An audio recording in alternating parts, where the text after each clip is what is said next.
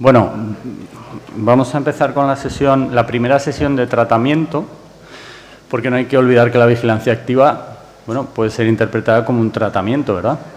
El doctor Salomón va a mirar a ver si tiene algunas diapos para hablarnos al final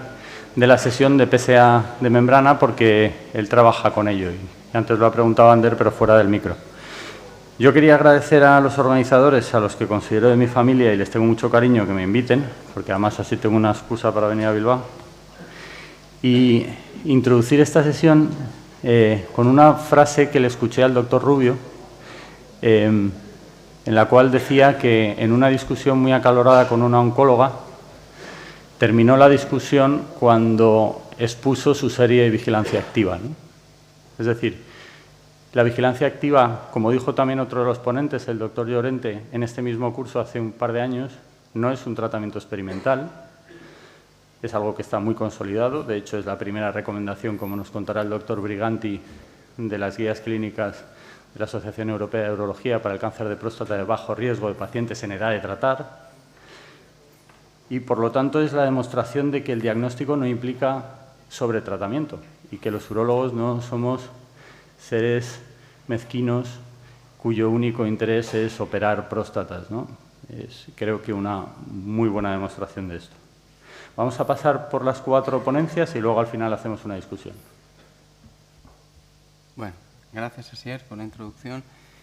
Bien, pasamos a otro, como hemos mentado a lo largo de la tarde, a otro tipo de biomarcador, como son los marcadores genéticos o tisulares, que nos dan información una vez ya el tejido, el tumor está diagnosticado. Apalex, cuando nos entregó a varios hospitales españoles muestras para hacer un estudio de mercado, y eso me permitirá presentar una muy modesta experiencia personal junto con los compañeros de La Paz. Pero realmente el problema que tenemos, esta es nuestra serie de hasta 2017 de 2000 y pico prostatectomías radicales, con una infragradación en biopsia cercano al 30%, una sobregradación del 7% y una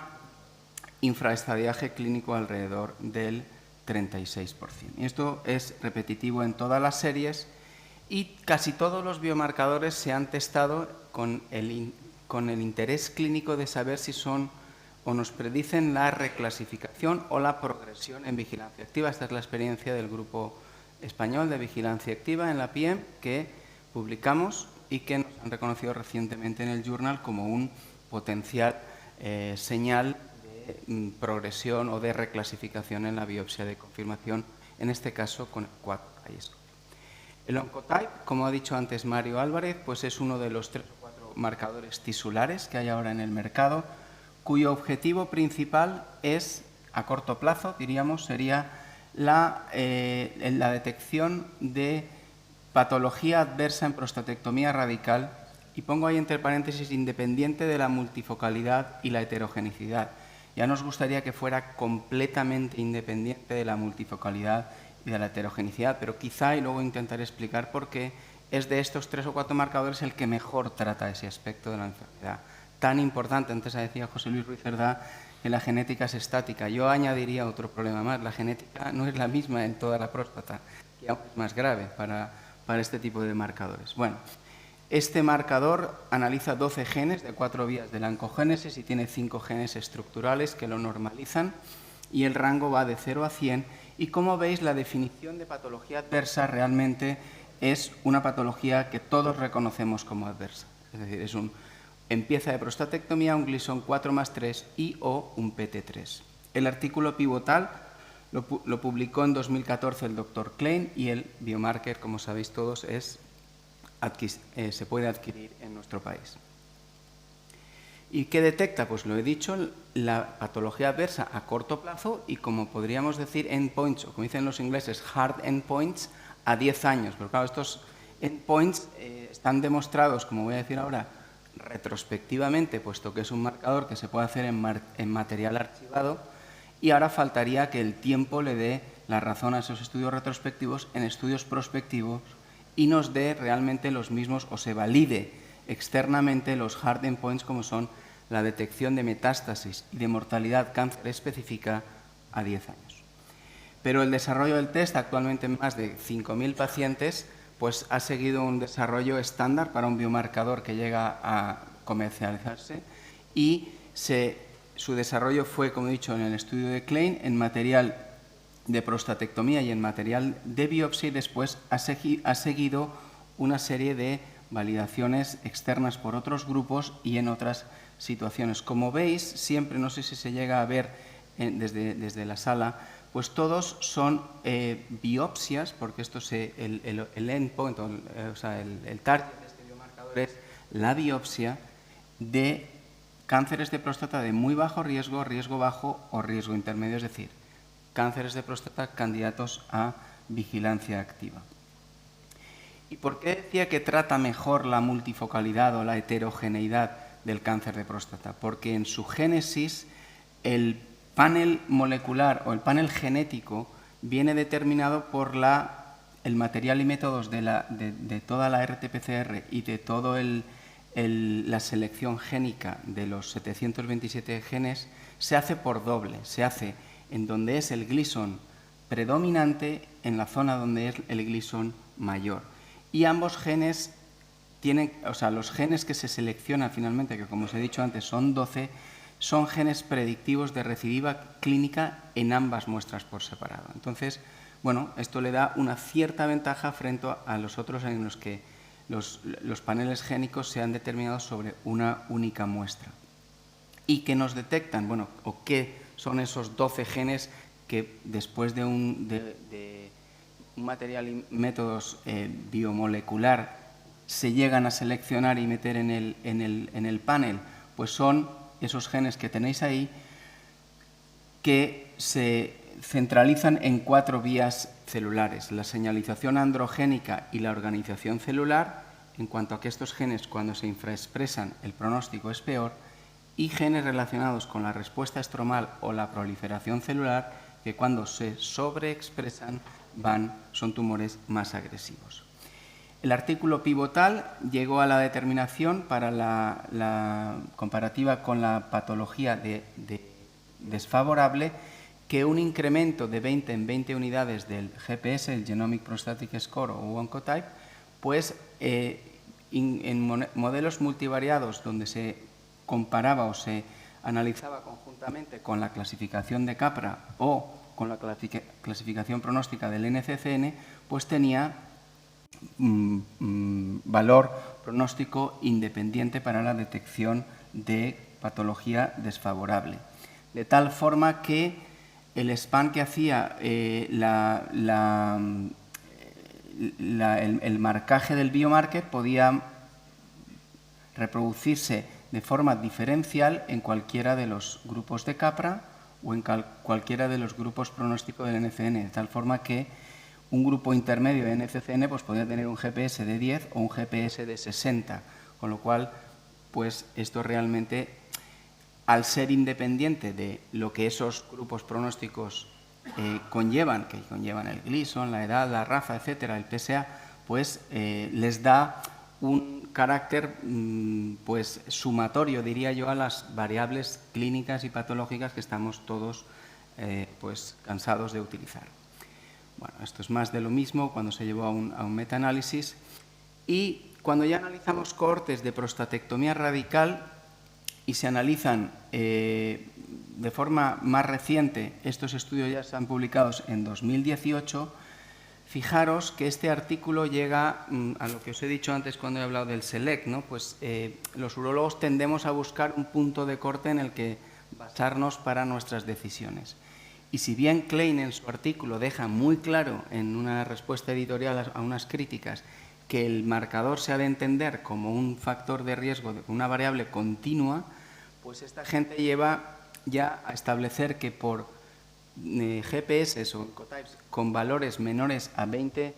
no encuentran ningún paciente en ninguno de los 3 grupos pronósticos que tenga del NCCN que tengan metástasis ni que hayan muerto a 10 años. Este es otro artículo que dice 3/4 partes de lo mismo, con seguimientos muy elevados. Como veis, la línea verde corresponde a GPS menores de 20. Y otro valor añadido, para mí menos interesante, pero bueno, clínicamente también puede tener su relevancia, es la reasignación o la reclasificación que hace el uso de estos biomarcadores, en concreto del GPS, si utilizamos los grupos pronósticos, en este caso clásicos, del NCCN. Como veis, en el grupo de bajo riesgo, que es la mayoría de los pacientes que llevamos todos a vigilancia activa, pues la mitad de ellos son reasignados a un grupo 2/3 más bajo riesgo, very low risk, y 1/3 a un riesgo mayor. ¿Qué conlleva eso en que uno saque o no a un paciente de vigilancia activa? Pues bueno, esto ya depende, como decía antes, de otras variables y entre ellas podría ser o sumarse el valor del GPS. Lo que sí que está claro, y esta es una diapositiva que se repite en todos los biomarcadores, y es que su uso en Estados Unidos se testa en poblaciones normalmente en un estado, en este caso creo que era Michigan, y se llega a que cuando se usa este marcador pues se aplica más vigilancia activa y se mantiene más vigilancia activa a los pacientes, aunque yo creo que estos artículos están todos muy sesgados. Este quizá es más interesante porque es un estudio muy reciente, de 2019, en el que el marcador ya se ha establecido una serie, creo que eran de 1000 y pico pacientes, pero aquí 1200, aquí se analizan los 114 que por H o por B han ido a prostatectomía radical de forma prospectiva. Y evidentemente, de forma prospectiva, solamente se puede analizar, a la fecha en la que estamos, la anatomía patológica desfavorable con los criterios que os he dicho antes. Y vuelven a reproducir lo que Klein planteó en material archivado retrospectivamente, con unas odds ratio de predicción de patología de alto riesgo, pues parecidas a las que Klein demostró retrospectivamente. Y no solamente en toda la serie, sino en lo que es más interesante quizá, y es en los grupos de riesgo que metemos todos en vigilancia activa con alguna duda más, como es el NCCN de riesgo intermedio. Y otra cosa que empieza por ahí mi charla es, todos conocemos que aproximadamente tenemos un 30% de sobregradación de la biopsia a la pieza de prostatectomía. Bueno, pues podemos o puede estresarse este biomarker para saber ese endpoint, aunque no ha sido un endpoint en su génesis, y como veis en este artículo, pues también el GPS fue predictor independiente de que eso ocurriera en pieza de prostatectomía, que se sobregradara. Y por último, y a colación de la discusión que se ha planteado antes por Antonio con los biomarcadores, todos ellos están testando los marcadores diagnósticos o enfrentando a la resonancia magnética. Estos marcadores tisulares donde la biopsia ya se ha hecho y ya hay un diagnóstico de cáncer, pues no tiene mucho sentido. Estos son estudios de investigación para ver en los distintos PIRADS pues la dispersión que hay en el puntaje de estos marcadores. Y como veis, si bien hay una cierta tendencia a que haya una linealidad de la expresión, la dispersión es muy grande, de tal forma que en PIRADS, en 100 pacientes que fueron a biopsia con Gleason 3+3 o 3+4 y tenían una 3 Tesla y el Oncotype, pues en el Gleason 3+3 no hubo relación del marcaje del biomarcador con el PIRADS, en los 3+4 sí que hubo esa relación. Y en esta otra gráfica lo que es la relación del ADC con el biomarcador, veis que la dispersión es muy alta. Entonces, esto no tiene una utilidad práctica desde mi punto de vista, pero sí quizá habla de lo que llevamos hablando toda la tarde, que es la diferencia o la radiobiómica diferente de los PIRADS3, puesto que la expresión de los genes que contempla ese biomarcador fue diferencial. Los genes de respuesta estromal y de organización celular sí que mostraron una relación con el PIRADS frente a aquellos de la respuesta androgénica y la proliferación que no lo marcaron. ¿Qué podemos sacar en claro de todo esto? Que bueno, que la radiobiómica o lo que la resonancia tiene que mejorar aún tiene que darnos mucha más información, puesto que no nos informa claramente de lo que está pasando en ese grupo celular. Nuestra experiencia junto con los de la PAD son 26 pacientes, bueno, son mucho más pacientes, pero evidentemente los que fueron a vigilancia activa en los dos grupos no los he puesto, y he analizado los 22 que fueron a prostatectomía radical y que se hizo el test porque nos lo regalaron, por decirlo así, para testarlo. Y de esos 22 pacientes, 6 fueron con anatomía patológica desfavorable. 1 de muy bajo riesgo de NCCN, 4 de riesgo bajo, 1 de riesgo intermedio. Todos ellos, curiosamente, captados por un GPS de más de 20. Cuando establecemos la concordancia de la información que nos da la clasificación de NCCN y el GPS con la anatomía favorable, veis que es mejor de un GPS mayor o igual de 20 y mayor o igual de 22. Establecemos los puntos de corte de forma aleatoria porque había 2 o 3 pacientes que moviéndolo realmente cambiaba la gráfica. Pero bueno, es una experiencia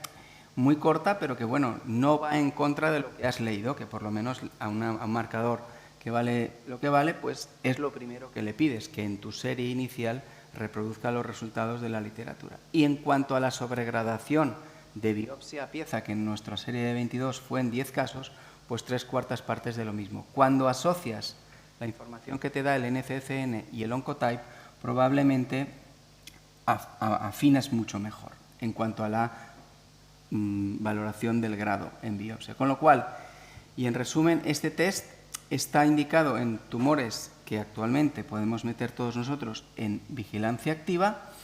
y que curiosamente la casa lo centra en la biopsia de los últimos 6 meses, aunque los estudios de génesis se han hecho en biopsias de material archivado. Pero bueno, y lo contraindica en todas estas situaciones cuando ya hay un Gleason claramente de patrón 4 o más y en especímenes de RTU o variantes anatomopatológicas de mal pronóstico o cuando se ha usado radioterapia. Pero un apunte en cuanto a la heterogeneidad, lo he puesto, este es un artículo basado en 4 casos, en los que se analizan diferentes biopsias del tumor. De la biopsia target hay 1, 2 y 3 analizados taxonómicamente con la nueva clasificación del TCGA y además testados con los 3, el Oncotype, el Decipher y el Prolaris. Y como vais a ver, es un artículo complicado. Estos son los paneles de genes que contemplan esos 3 biomarcadores, el Prolaris, el Decipher y el Oncotype, y también la actividad del receptor androgénico. Se analizaron 4 pacientes. Los rojos son pacientes de alto riesgo, que no sería el objetivo de este biomarcador, y el verde es el paciente con un tumor de riesgo intermedio.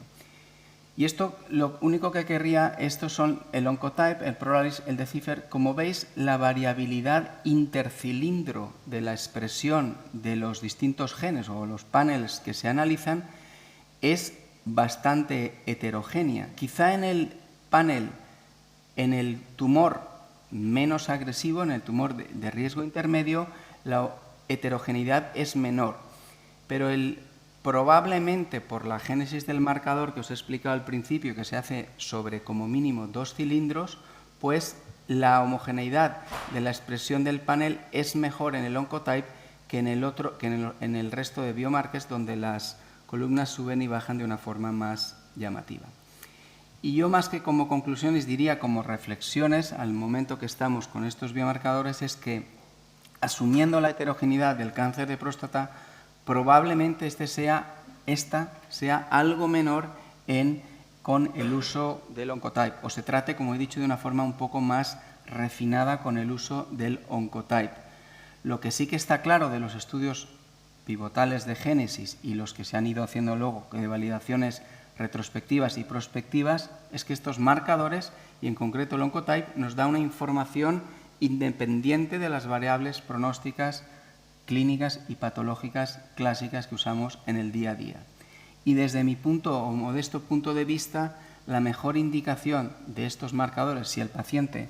quiere hacerlos, es aquel paciente que tú metes en vigilancia activa con determinadas dudas. Pacientes con un 3+3 con mucha carga tumoral, o un paciente con 3+4,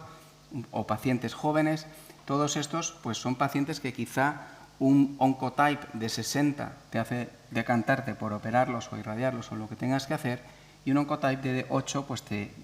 decante por plantearle la vigilancia activa con un poquito más de seguridad, aunque evidentemente, y como he dicho al principio, todos estos marcadores tienen que demostrar sus hard endpoints con 10 años de seguimiento de las series.